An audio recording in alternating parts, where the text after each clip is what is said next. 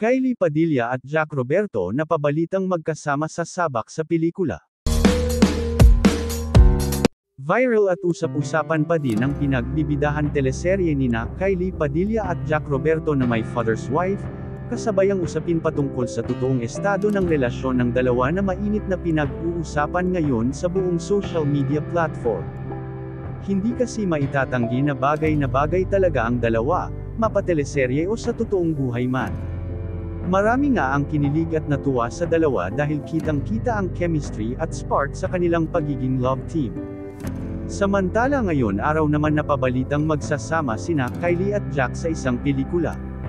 Ito ay matapos mamataan ng dalawa sa isang place outside Metro Manila na parang nasa shooting ang mga ito para sa isang programa.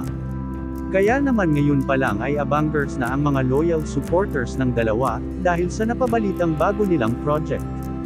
Kumpirmado na daw kasi ang pagsasama sa isang pelikula ng real-life couple na sina Kylie at Jack. Marami ang excited na mapanood ito, lalo na ang mga fans ng Jackie. Maraming mga netizen at taga-suporta nina Kylie at Jack ang kinatuwa ang bali-balitang ito. Sa ngayon ay marami nang naghihintay at nasasabik na mapanood sina Kylie at Jack sa isang pelikula na magpapakilig at kikiliti sa mga netizen.